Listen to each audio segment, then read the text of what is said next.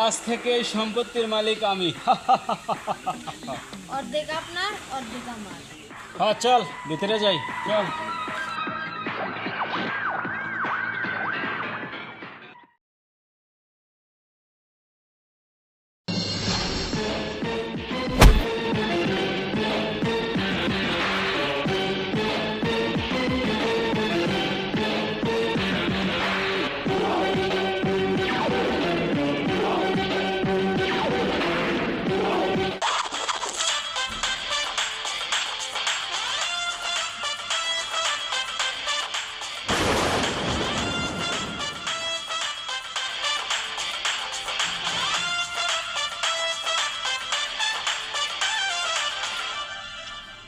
ভাই, আজ অনেক বছর হয়ে গেল, জমি অর্ধেক দিবার চাইছিলেন, এখন তুই দিলেন না।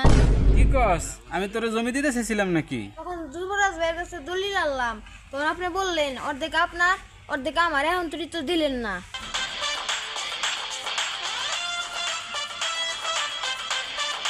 ও তাই তো, দাঁড়া, অর্ধেক তোরে দিতে আসি। দেন। আমি তোরে জমি দিতে চাইছিলাম। কিসের জমি? যা সর।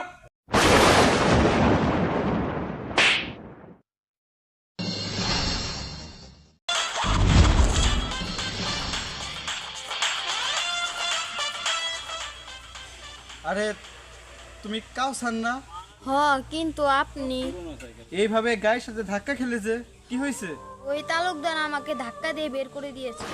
চলো তালুকদারের কাছে এখনই যাবো, আসো।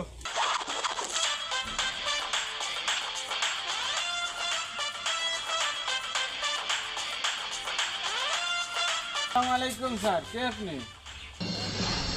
আরে আমাকে চিনতে পারছেন না তালুকদার ভাই? আপনি আমাকে চিনেন, আমি আপনাকে চিনি না তো।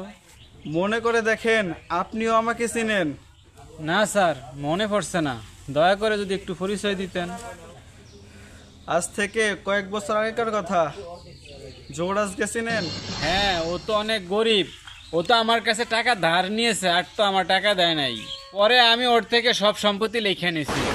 হ্যাঁ, সেই গরিব যুবরাজ আজকের যুবরাজ, সাজ্জাতের বড় ভাই। আরে যুবরাজ ভাই, আপনি? আরে যুবরাজ, তুই তুই এত বড় হয়ে গেছস? চুপ, নাম ধরে ডাকবি না, স্যার বল স্যার। মনে আছে সেই 10 বছর আগেকার কথা?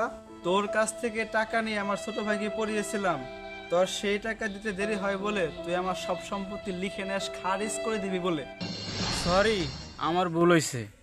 কিসের সরি, কিসের ভুল? তুই সেদিন ভেবেছিলি তোর টাকা আমি শোধ করতে পারবো না। বললাম তো সরি।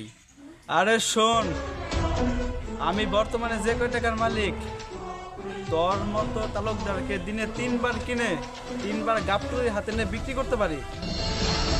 আচ্ছা, তোর থেকে যেন কত টাকা ধার নিয়েছিলাম? 3 লাখ টাকা।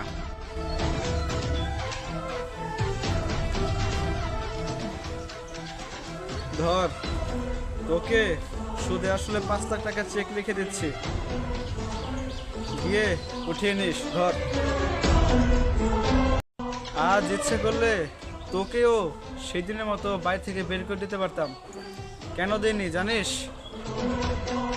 কারণ কুকুর যদি আমার পায়ে কামড় দেয়, আমিও কি কুকুরের পায়ে কামড় দিব? অসম্ভব। আজ যদি তোকে আমি বাইরে থেকে বের করে দেই, তাহলে তোর ভেতর আর আমার ভেতরে পার্থক্য কি রইল বল?